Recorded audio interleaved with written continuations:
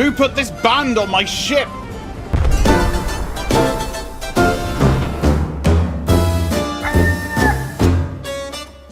Hey, you beautiful Buccaneers, Falcore here, and today we're talking about the brand new ARK Survival Ascended expansion, Tides of Fortune.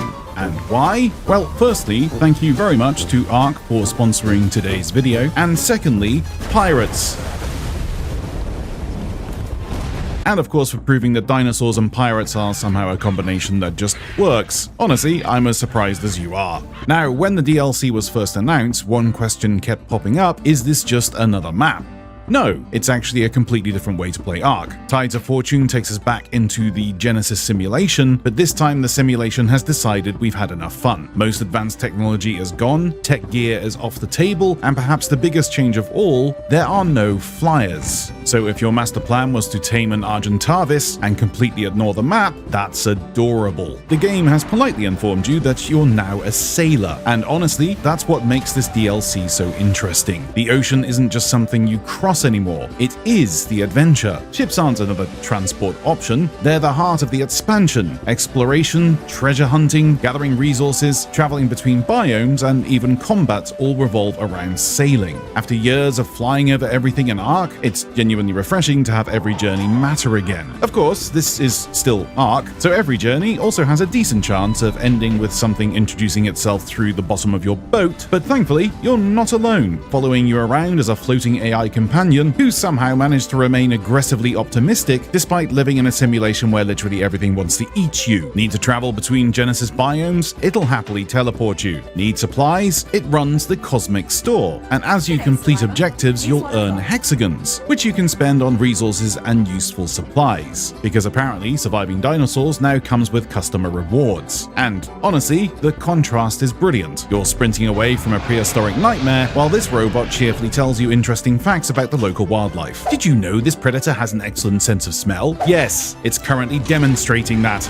The expansion also puts a huge emphasis on actual sailing. There's now a proper wind system, meaning you'll have to think about navigation instead of simply holding W and hoping for the best. It's a surprisingly simple mechanic that completely changes how traveling feels. The seas are packed with treasure, hidden ruins, dangerous wildlife, and enough reasons to constantly ask yourself, what's that splash? Naturally, it wouldn't be ARK without new creatures. Many of them are designed around the oceans and coastlines, giving players plenty of new taming opportunities and plenty of new reasons to avoid swimming. Alongside them comes a whole collection of new equipment, structures, and mechanics built around maritime survival. Ships become mobile bases, coastal settlements finally make sense, and exploration becomes the focus instead of something you accidentally do between boss fights. Visually, the DLC and the game itself has always looked fantastic. The coastlines, the underwater environments, weather effects, and Unreal Engine 5 lighting combine to make some of the best looking scenery ARK has ever had. It's absolutely gorgeous, and that's undeniable. Until something with entirely too many teeth reminds you you're not the main character. One thing I should mention for people not familiar with ARK is that how you play is entirely up to you. If PvE is your thing, there are official PvE servers where you can build and explore without worrying about someone stealing your house whilst you're offline. If PvP is more your style, congratulations, you're officially a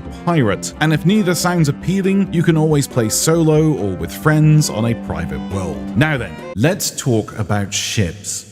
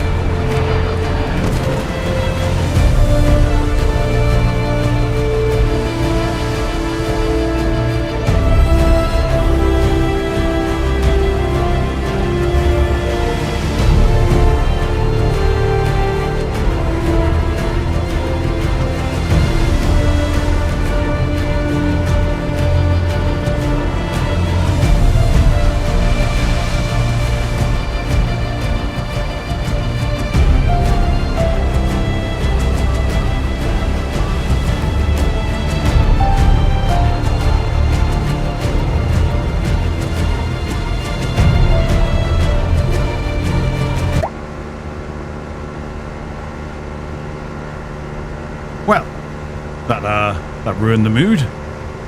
Because these are easily the stars of the DLC. The first ship you'll unlock is the sloop. Actually, that's not entirely true. The first ship you'll unlock is the raft, but we won't talk about that. The sloop is fast, agile, perfect for scouting, treasure hunting, and making a tactical retreat when you've annoyed something that's much bigger than yourself. Then there's the brigantine. Think of it as the sloop after 6 months of protein shakes and unresolved anger issues. It's larger, tougher, carries more firepower, and has enough room to become a genuine floating base. Perfect for longer expeditions or traveling with your tribe. And because this is ARK, we all know exactly what's going to happen. Within 10 minutes, it'll be covered in storage boxes, crafting stations, and enough random structures to violate several maritime laws. Both ships are built in the new shipyard, which can be heavily customized. You can build directly onto them, paint them, fly your own pirate flag, specialize them through different ship skill paths, use unique cannon ammunition, and upgrade them throughout your adventure.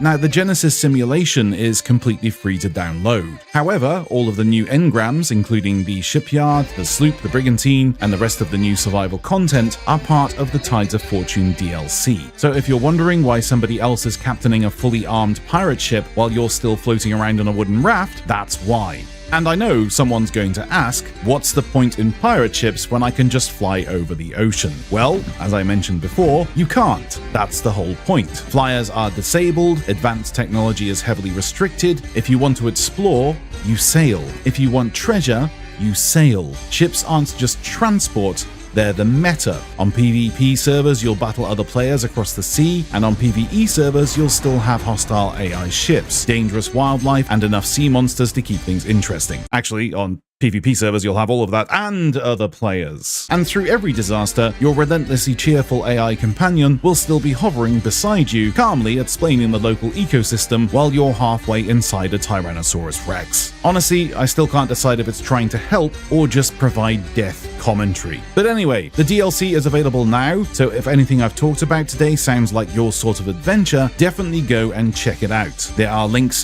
down in the pinned comments and in the description. Huge thanks again to ARK for sponsoring today's video, and as always, if you've enjoyed your time here, wiggle that like button, and if you've really enjoyed yourself, give that subscribe button a munch. And until next time, happy sailing.